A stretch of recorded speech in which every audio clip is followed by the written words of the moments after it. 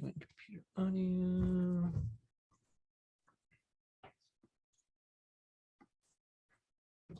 Get this in the recording.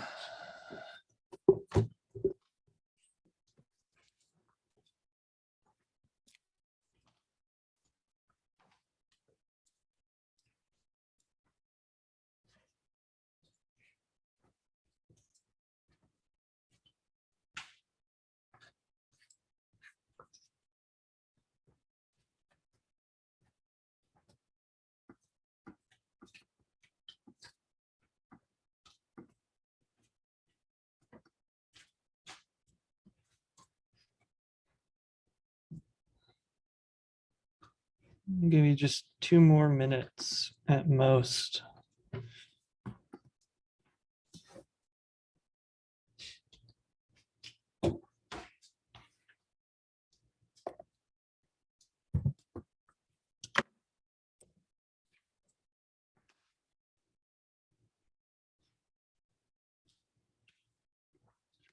Actually, you're going to have time. Your time limit is when I come back after filling up my water bottle.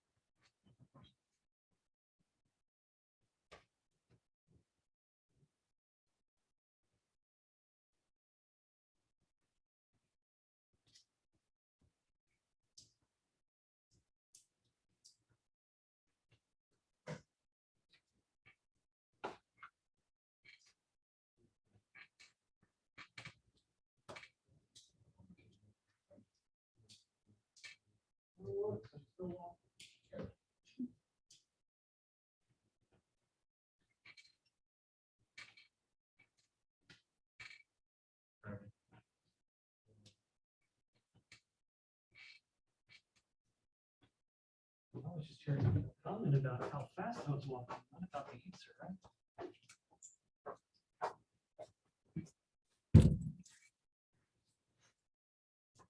Less than a minute to type it in.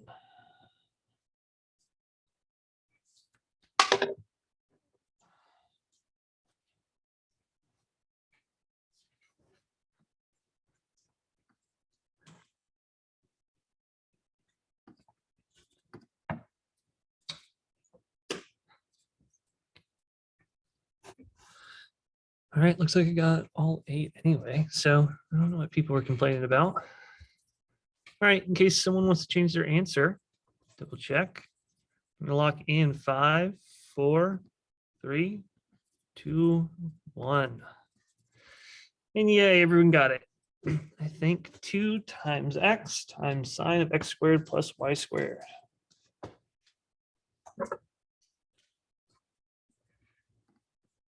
So let me juggle all of my different things. So any questions? Are you feeling good? So I'm assuming since everyone got it right in that short amount of time, we're feeling confident with our partials and our derivatives.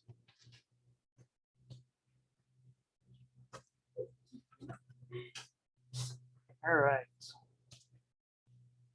So I'm guessing no one's actually noticed,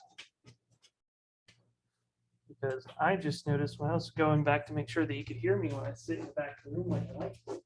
Stay up in front of you. Well, you look at the same thing you're looking at. And it turns out when I was doing my screen share method before, whatever I was sharing wasn't actually showing up in the recording. So you get to hear me talk and us talk for 15 minutes for the past couple of class sessions. We don't actually see anything.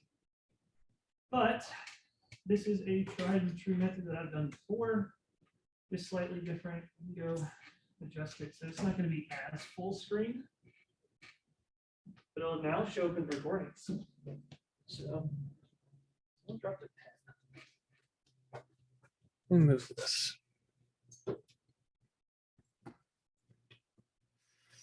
We don't need to see the faces of me. All right, so what were we talking about on Monday? Equation of tangent what? Plane. Did you say plane? That didn't sound like plane. I don't know why I heard point. Sorry. So find the equation of a tangent plane, and it came down to just knowing some information, right? Once I know my function, I need to know the point. And you know it's partial with respect to x, partial with respect to y. Plug in the point to all of that. So function, partial with respect to x, partial with respect to y. Plug it into this formula, we got it. Okay. So I said today, we're going to do this again. We're not necessarily going to take a nice little polynomial in 2 dimensions. We're going to take this example that always pops up if you ever open up Calc 1AD. It makes a nice little shape. So f of xy is 7 times x times y, all divided by e to the x squared plus y squared. So that x squared plus y squared is up there in the numerator, or sorry, in the exponent of the e, but all of this in the denominator. So we want to find the tangent plane at 1, 1. Got to calculate the partials. First one, partial with respect to x. So I need to take the derivative of this with respect to x. What derivative rule do I have to use? Quotients. Okay. So low d high. So what's the derivative of the upper part with respect to x? Oops. 7y.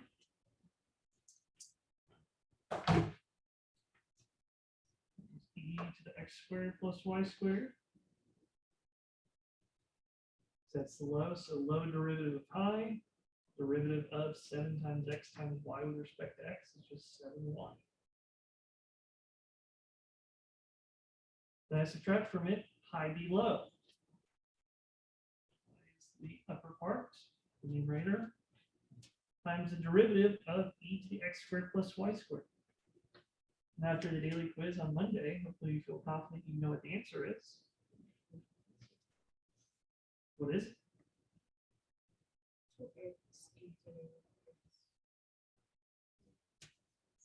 Yep. So this is an exponential function with the exponents containing the function of x. Apply the chain rule. So multiply by the derivative of the what's in the exponent with respect to x, and then rewrite my function. And then I divide it by what?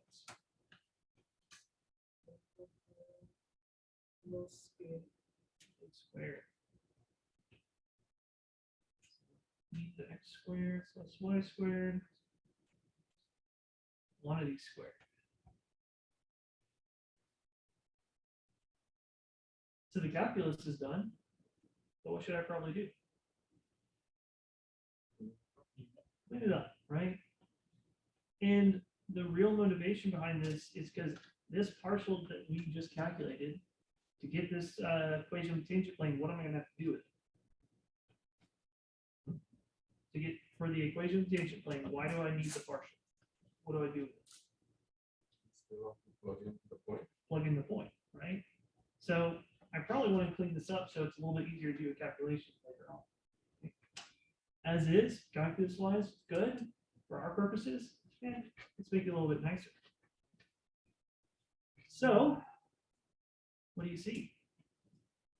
What can I do with this function? Combine. So there's a common factor of 7y. Absolutely. So I could factor out a 7y. What else is there a common factor of? So, and then I think what you're mentioning, combining the x's as well. I do all of this at once. So I pull out a 7y times e to the x squared plus y squared. All I'll be left with will be a 1 minus what? X. So x squared. So all of it's contained right here, that's 7y e to the x squared y squared. Then factoring the 7, a y, and e to the x squared y squared, leaving me with an x times a 2 times an x. I get x multiplied by 2, multiplied by another x, I get that 2x squared. This is all divided still by e to x squared plus y squared, 1 squared. What else? What was that? Sorry? Let's factor e to the one factor to income. Yeah, one factor of the e to the x squared plus y squared cancel out. So I'm multiplying it by once in the numerator, then multiplying it twice in the denominator. So y, 1 minus 2x squared, all over e x squared plus y squared.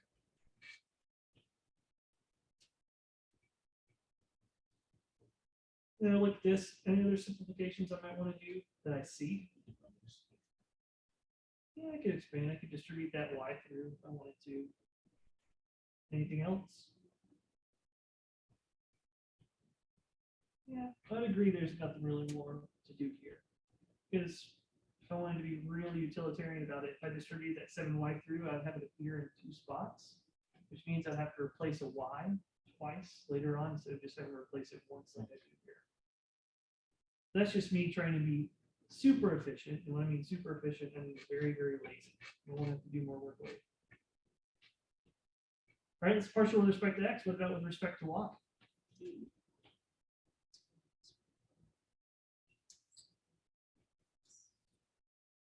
Go for it. Go for it. 7x into minus 2y into x squared. Careful, is it just 2y?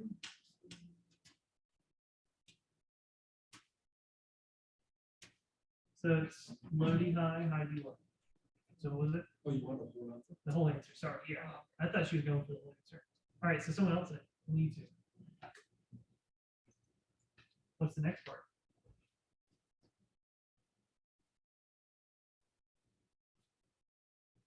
Well, it's high D low.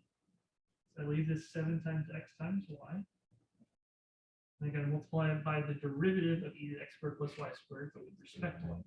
2y equals x squared plus y. Yeah. And all divided by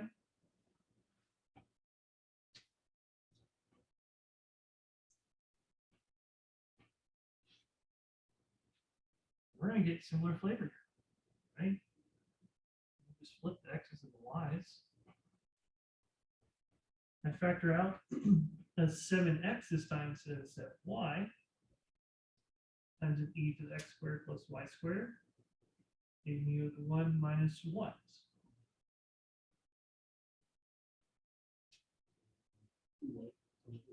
2y squared. That could cancel out one of the factors of e to the x squared plus y squared. So x y squared over e to the x squared plus y squared. So now we have our partials.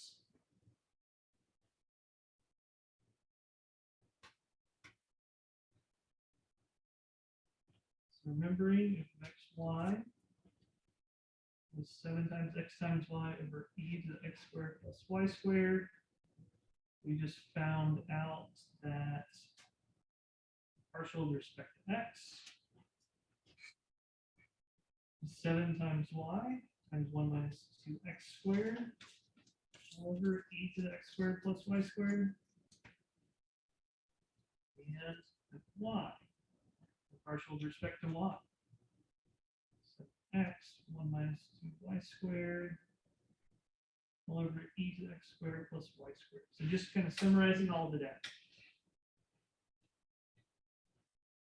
And then the point that we cared about that we were given yesterday, or not yesterday, Monday, Was 1, 1. So I need to plug this point into each of these three functions.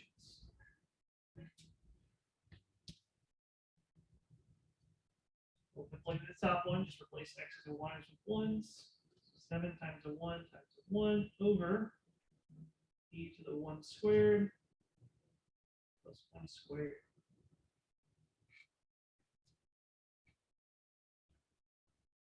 Just 7 divided by e squared. And just so I don't have to write a division, I can just write it all on one line. I'm just going to rewrite this as 7 times e to the negative 2. So take advantage of those negative exponents.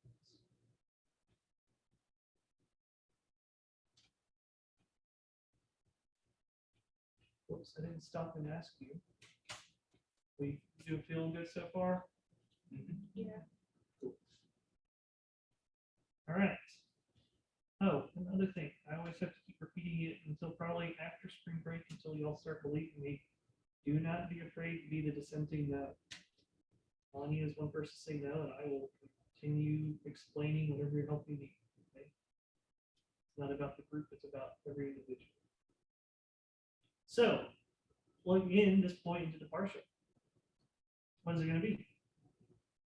Well, 7 times 1 times 1 minus 2 times 1 quantity squared, all divided by, I'm going to shortcut it because I know what e to the x squared plus y squared is evaluated at 1. It's e squared. So even with the partial, it's still interval. Even with the partial, it's what? It's an interval. Mhm. X on values. Yep. So, everyone's writing, sorry. Sorry. Go back to our formula. It's the partials, not only your point, but your partials at that point. So you need to figure out how your function is approaching this point in the x direction, and then how it's approaching the y direction, but at that particular point. So the partials give you the idea, you plug in the point to then you piece put those pieces of information together, get that one image that you're looking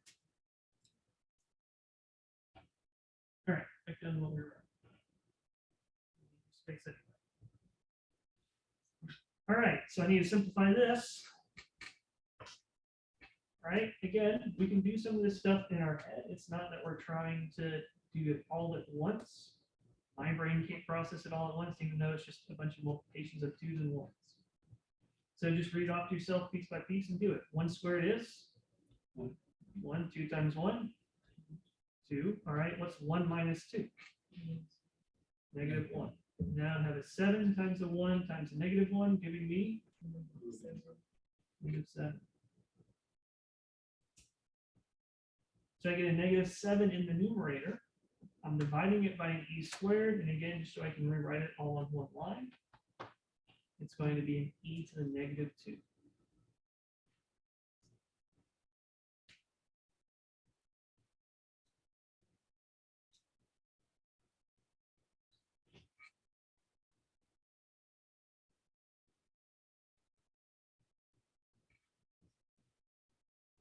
It's technically a different formula.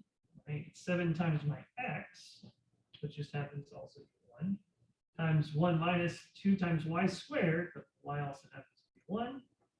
So again, what is this going to come out to?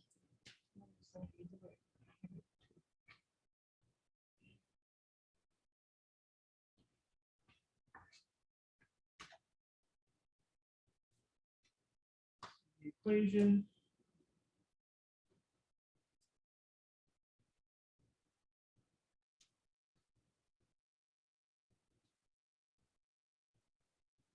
Or this function.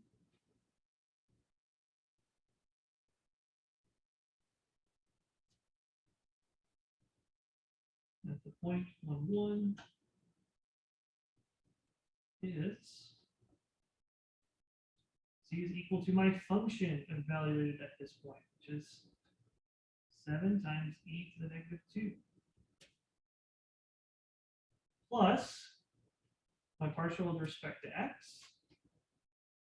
Evaluate this point, which is at negative 7 e to the negative 2 times x minus my x value, 2 at my partial with respect to y evaluate at this point, which is again negative 7e to the negative 2 times y minus 1. I don't want to clean some of this up because I see some negatives.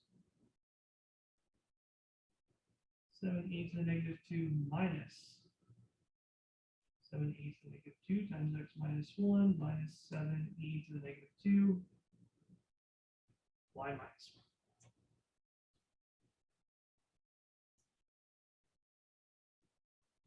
They're not necessary, but if your algebra teachers really beat this into you, what is one thing you could factor out? Yeah, I see that common factor everywhere. 7e to the negative 2 times 1 minus x minus 1 minus y minus 1. If you wanted to, you could even simplify that more, because that might not be informative of kind of what's happening for this plane. So it'd be a 1 minus x plus 1 minus y plus 1. So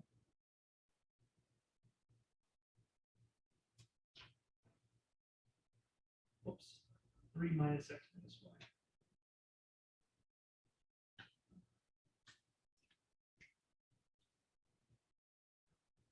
So I have a negative slope in the x direction and negative slope in the y direction. It's a slope of 7 times e to the negative 2, whatever that value is. X and y are 0. My z value will be 321 e to the negative 2. So if I'm at the origin.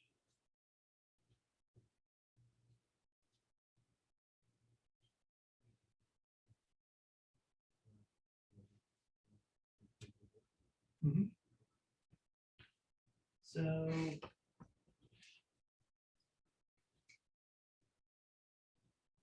x naught, y minus y naught, we're considering the points, x naught y.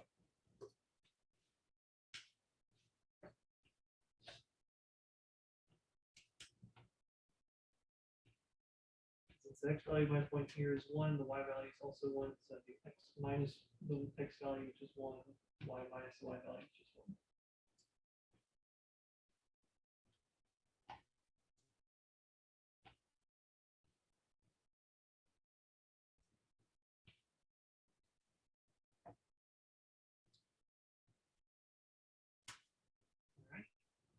What questions do you have for me? Ooh, that's right. Awesome. It's raining right now.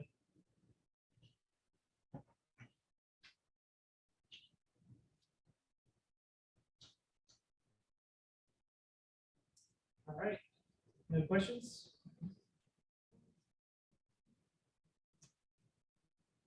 So in calculus 1,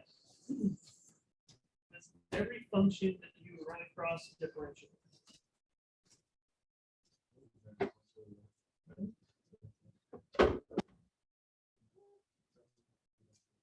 Yeah, there's a few that work. In calculus, when you're just trying to first learn about derivatives and first learn about the rules, our purpose in that is not to go through all the cases of functions that aren't differentiable. We care about the ones that are. You have to classify if a function is differentiable. Right? In Calc 1, it was pretty simple.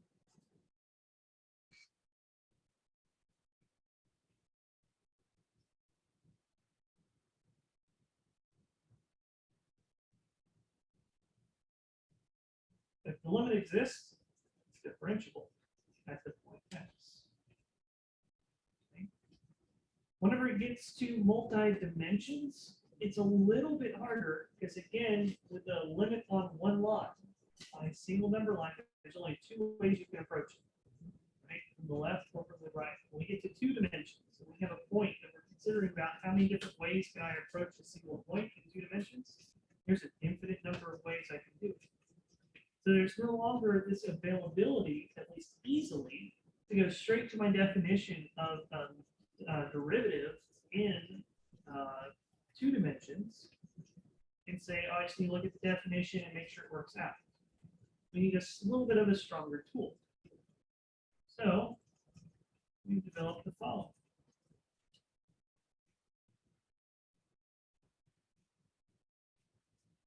A function f of x, y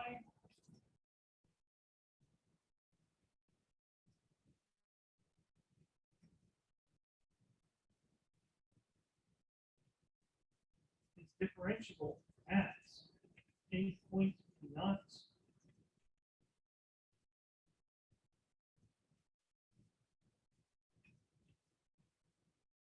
again, it's going to have a fixed x value and a fixed y value, so we just denote that with x sub 0, y sub 0.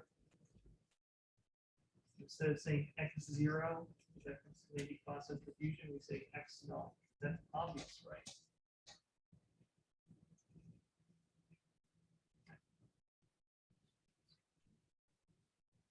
If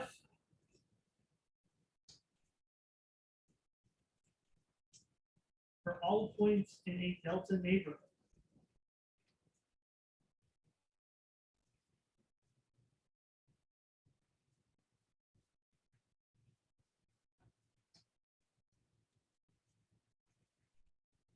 around P naught, we can write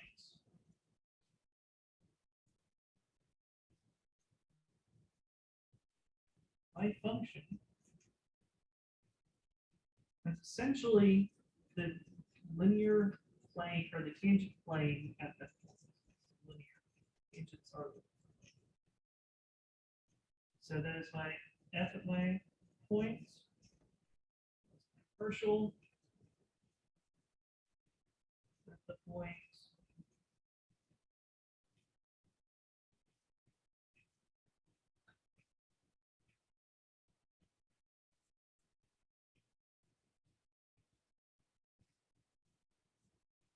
Plus some term e of x, y.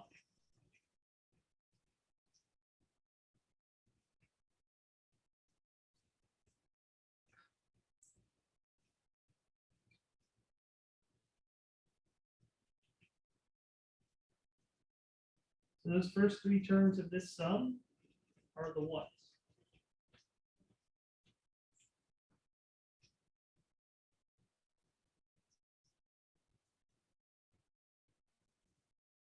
My tangent plane.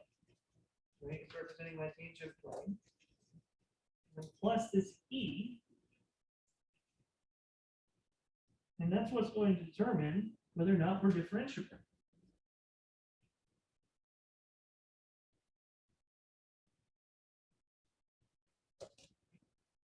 That e is representing error. So how off this tangent plane is from the function itself.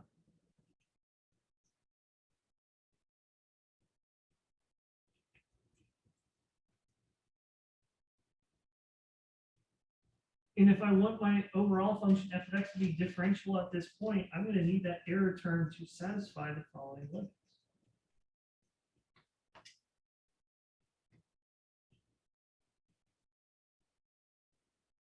That as my function values approach this point that I care about, x naught, y naught,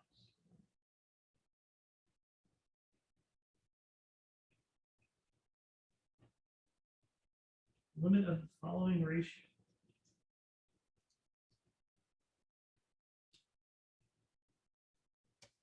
goes to 0.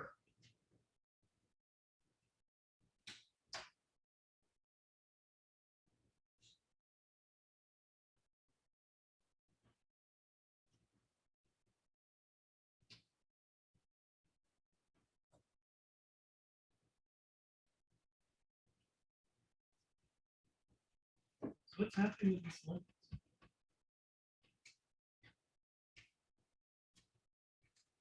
Well, I have this general error term e.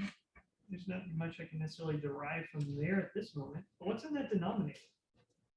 That's the formula that we actually know. Distance. That's your distance formula. How figuring out how far the points x and y are from the points x naught, y naught. Subtract, it comes from Pythagorean theorem. Subtract your distance in x, distance in y, square them, add them together to get the length legs squared, take the square root to get the length of the hypotenuse. And that's how you find distance in 2 dimensions. But if the values of x and y are going to be approaching x naught and y naught, that means the distance between x and y and xy and y naught is going to 0. We're approaching the point. So I get a 0 in the denominator. If I usually get a 0 in the denominator, what does that mean for my overall limit? Undefined doesn't exist, or is going towards, at least if it's undefined, we can say it's going to positive infinity or negative infinity, right? But that's not going to happen here. Because in the numerator, I would expect the error, if this is a good approximation, the error to also be going to what? Or this limit is also requiring the error to go to what? 0. But not only just going to 0, but going to 0 much faster than the distance. So it can't just go to 0, it has to go to 0 fast enough. If it goes to 0 fast enough, then we can say that that point is differential, or this function is differentiable at this point. Thinking in, where did I put it? There it is. In 2 dimensions. Or sorry, 1 dimension. We know we're not differentiable at any sharp corners. It's like the very peak of an absolute value function, for example. So even if I wanted to say, hey, I have a tangent plane here, I can define a tangent plane. Though technically we know the derivative doesn't exist. If I can define a tangent plane here, my error, so the difference between my tangent plane and my function, is definitely going to 0. That's fine, but it's not going to 0 fast enough. As I get closer and closer to it, that error, the shape of those little green triangles that I just drew, is not getting small fast enough. And because of that, the error is going to blow up, the limit blows up, not differentiable. It's kind of a hand wavy-ish 1D example, but this is kind of the concept behind it.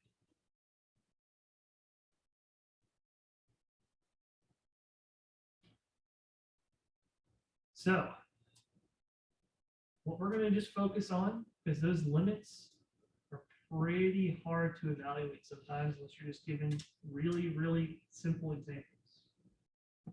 What we're going to focus on just today is finding those error functions. Okay? And it's all going to be found through this relationship that we just defined. That my function is equal to my tangent plane at that point, plus some error function. Which means if I treat the tangent plane as a single object and I want to figure out what the error function is, then I need to subtract my tangent plane from both sides. My error function is just always going to be the difference between my function and my tangent plane.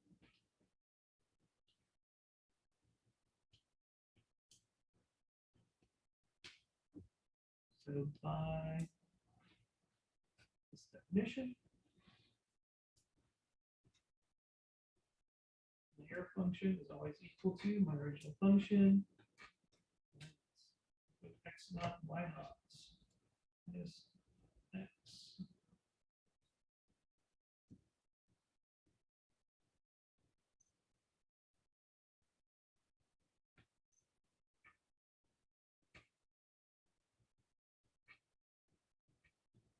Again, error functions, if it is differentiable, should always be going to 0. The only thing that's ever up for debate is that what is the value if it's going fast enough. So let's do one example.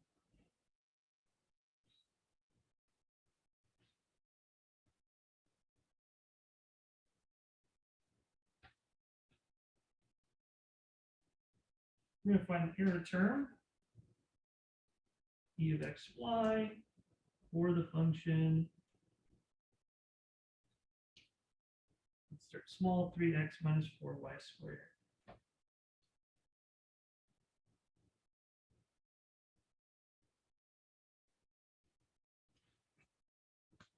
We're going to do this at negative 1, 2.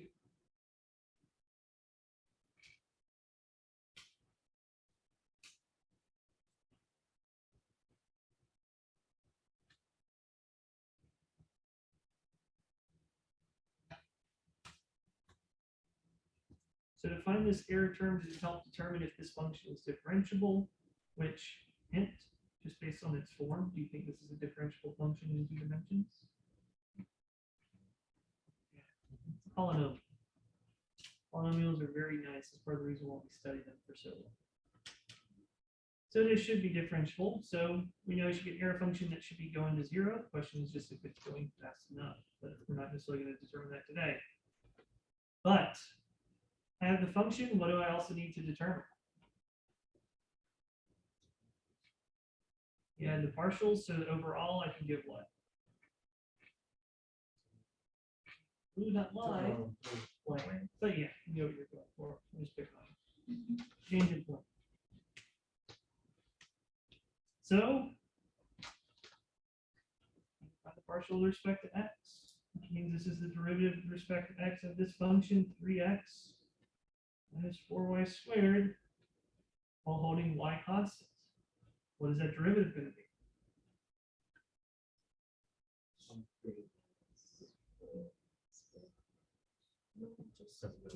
Just 3, because the derivative, you can save yourself, derivative of 4y squared with respect to x is 0. So it'll just be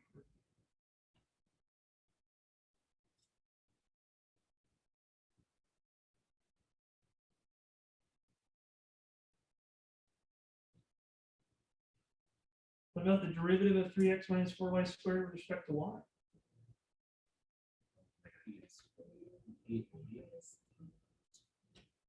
Oh, okay, got it. There's 4 equal response. Every single one is correct. Negative 8y.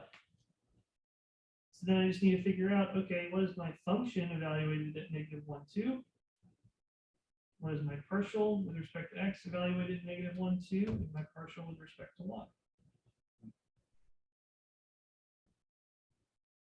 Yeah, one of those is easy. The partial with respect to x is a constant function 3. Doesn't matter what value you give it, it's always going to be 3.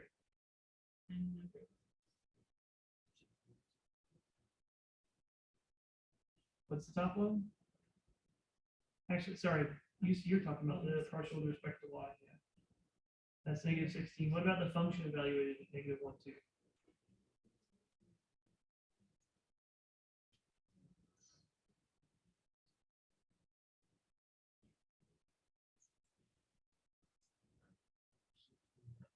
Oh my God, I haven't even heard an answer, but y'all don't know how happy you're making me. I'm hearing all these mumbles of people trying to do this, right? Yeah, negative 19. I don't care. I don't take anything at this point. I'm just really happy that everyone was doing it. Everyone's trying it in their head. Like, I'm telling you, you can do it. It's a skill, right? It's not something everyone gets to be perfect at first. I'm still not even close to it. I've been trying to do it for 20 some years. Right? Because I technically didn't know basic arithmetic when I was young. Okay, but negative 19, 3, negative 16. My error function, as we said, I'm just going to write it out one more time. And what my function is, I'm going to subtract my tangent point. So I'll be doing minus negative 19 plus 3 times x. Would it be plus 1 or minus 1? Plus 1. Yeah, because I'd be subtracting the negative 1. But it was a tricky question. That's why I asked it. Then minus 16. Y plus 2 or minus 2?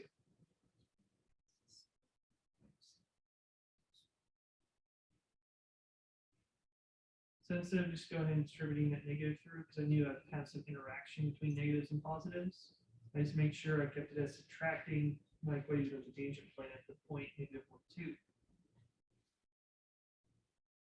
All right, well, this is 3x minus 4y squared. So I'll be subtracting a negative 19, which is a plus 19. I'll be subtracting a 3 times an x, so minus 3x is 3. Then I'll be subtracting a negative 16, which will turn into a plus 16, so plus 16y, and then I'll be subtracting a 32.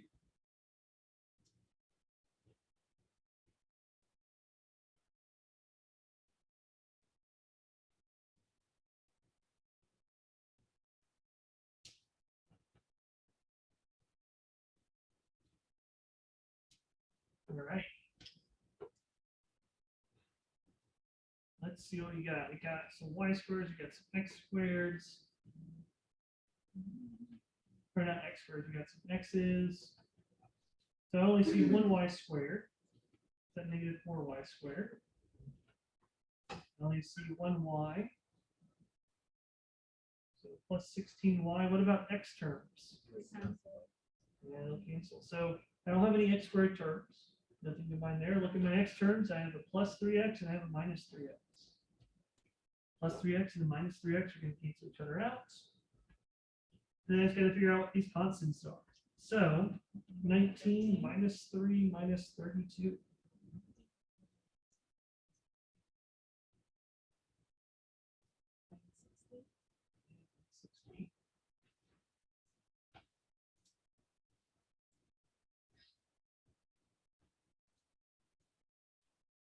So my error equation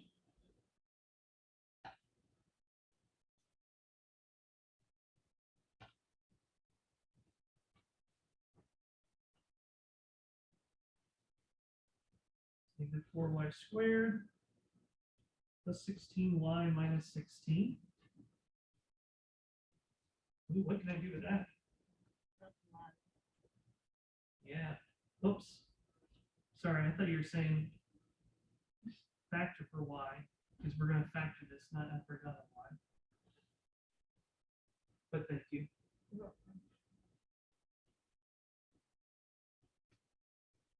So I just want to confirm that this thing is going to be going to 0 as my point negative 1, 2, or as I get closer and closer to the point negative 1, 2. So I could figure it out here, or I could do some algebra. Make my life a little bit easier when it comes to the computation. What's a common factor between all three of these terms? 4. In fact, I'm going to pull out a negative 4. Now I get a y squared minus 4y plus 4. And then I look at y squared minus 4y plus 4. Can I factor that? Let's factor into.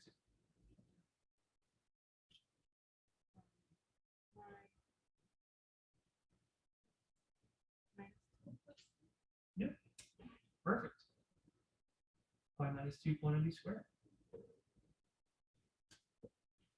So notice this error function doesn't care about what x is doing. It only really depends upon y. So as y approaches the value 2, will my error function be going to 0? As y is getting closer and closer to 2? Yeah. Absolutely.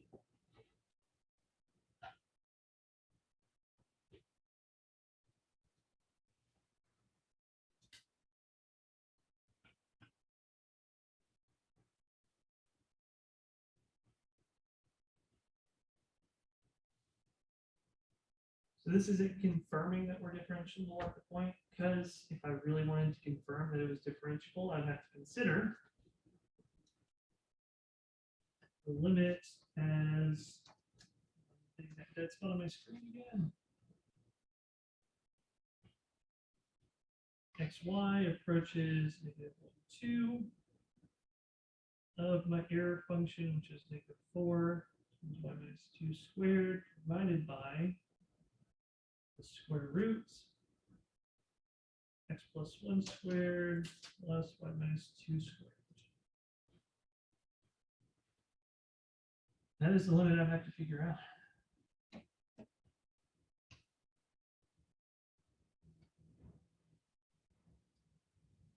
Can you tell me that that's going to go to 0?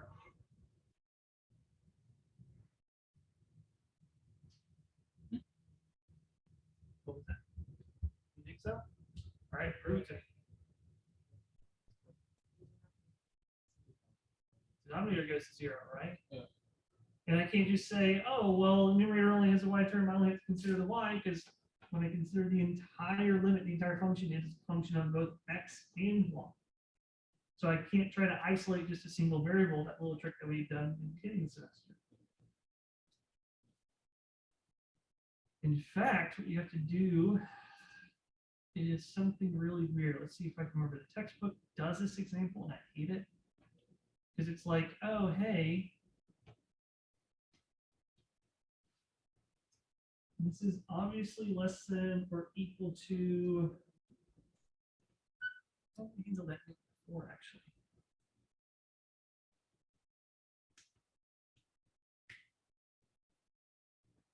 Yeah. This is how they did it. It was so weird. It makes sense. I want to just say it does work. But have you ever been exposed to using less than or equal to for limits?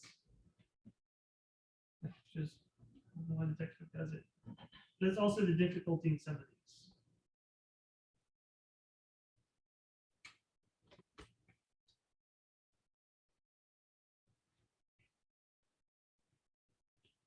Actually, I think that, yeah, this is what we have to do. So I remember thinking they had an issue with their solution. So if I look at all my different parts, y minus 2 quantity squared, that will always produce positive numbers, no matter what. That denominator is a square root, so the outcome from square root is always positive numbers. So I'm turning it negative by multiplying it by -4. So, well, if I want to change it to a +4 so that I can then do limits as xy approaches -1, 2, 4, y minus 2 squared plus x plus 1 squared, all divided by the square root, x plus 1 squared plus y minus 2 squared. Works. So we'll put it at 4 here.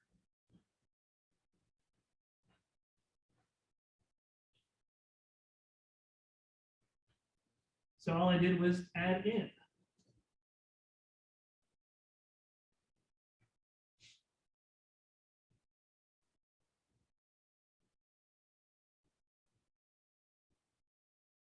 Does everyone see what's happened?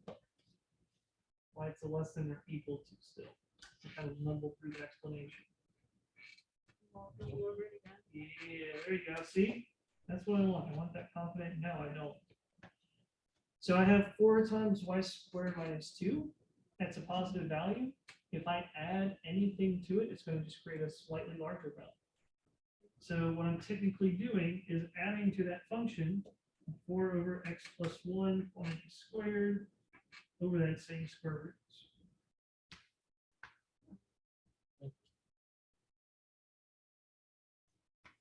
So it's going to create a function with slightly higher outputs. And then what I can do from there, the numerators factor out of 4.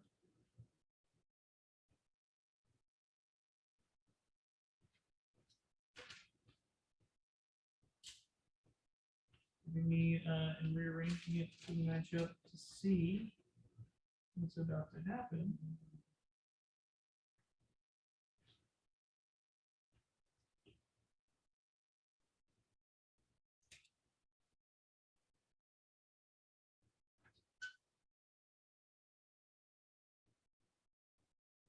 And I have this limit. Question. Let's go for it. Where did that negative sign go? The one before the 4. Ooh, We added, can anyone explain? added the, She's talking about right here. added the y minus 2 to the other side. What do you mean by the other side? That was for half. So Oh, that is that very, negative? very first line, where essentially it looks like we put a less than or equal to sign and then drop the -4. Again, y minus 2's quantity squared is always going to produce what sign? Positive values. Denominator is always producing what sign? Positive. Because when I take a square root function, it always has to spit out a positive or 0. So I'm just essentially saying -2 is less than or equal to +2. Or Okay. -3 is less than or equal to +3.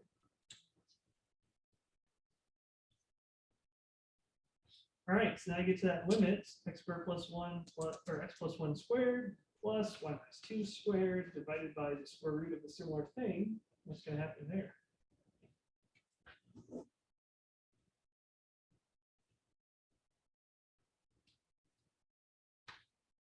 What cancels out?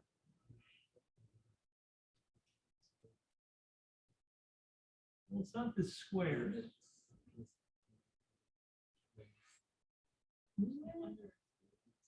It's not going to directly cancel each other out. They're common terms, right? So if I view that entire thing, x plus 1 quantity squared plus y minus 2 quantity squared, I view that as a smiley face.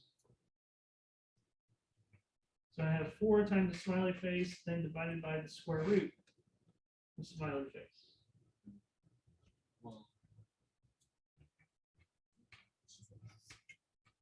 Same thing as 4 times smiley face divided by smiley face to 1/2. So I'm dividing things, the bases are the same. What do I do with the exponents?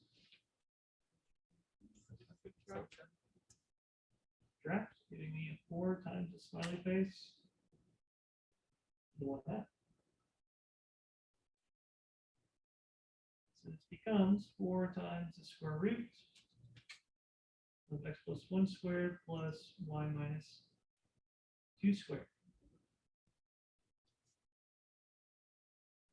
So the limit that we originally considered is less than or equal to this limit. Well, what's going to happen to this limit as x is approaching -1, y is approaching 2? It's going to go to 0. This function is continuous at that point. I'm not going to get a negative under square root. I have no zeros in the denominator. I can plug it in. It's going to be 0. So the limit as xy approaches -1, 2 of what we started with, -4 times y minus 2 squared all over the square root. X plus 1 squared plus y minus 2 squared has to be less than or equal to 0. Through similar arguments,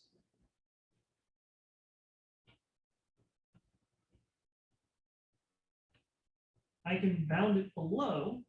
So instead of doing this first step, like we did here, skip to something close to the second step by subtracting a 4 times x plus 1 squared in the numerator. So I make something less. Because if I subtract a positive number, I'm making the overall function less. But then I would see a similar factoring thing come out. I would just have then a -4 times the square root of x squared plus 1, x plus 1 quantity squared plus y minus 2 quantity squared. That limit will go to 0. So then I have this limit is bounded above and below by something that's going to 0, which means this limit also has to be going where? Zero.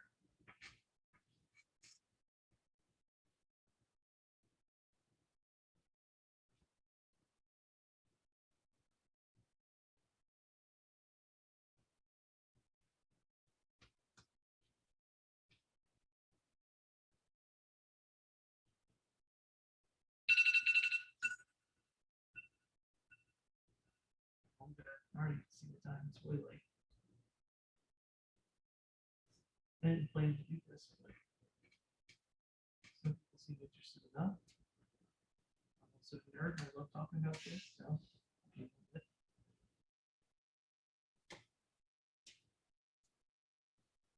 like I said, textbook doesn't necessarily go this route. Squeeze theorem is how you have to prove it. Squeeze theorem isn't an easy thing that you learn in Calc 1 to begin with. It becomes more difficult. We go to 2 dimensions because you have more variables to be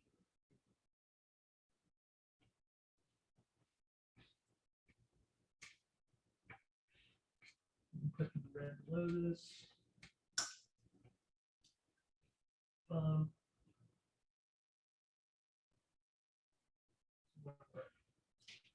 So, if you have questions for me, now is the perfect time to ask. I'll leave this up here for a little bit. We can finish writing. If you don't have any questions for me though, feel free to go ahead and actually take that break between now and the PQ. I'll let you know, beginning of PQ is going to be relatively relaxed. You're still gonna have to pay attention to the daily quiz. But then we'll get back into that example that we were doing on Monday.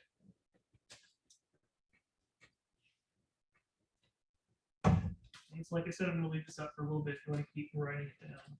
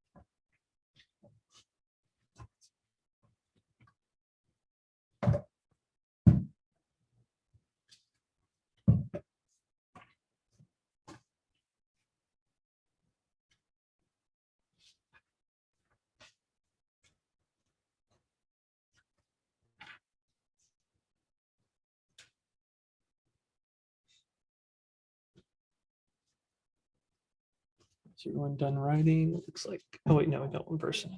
Afternoon. Oh, let me stop this recording at least.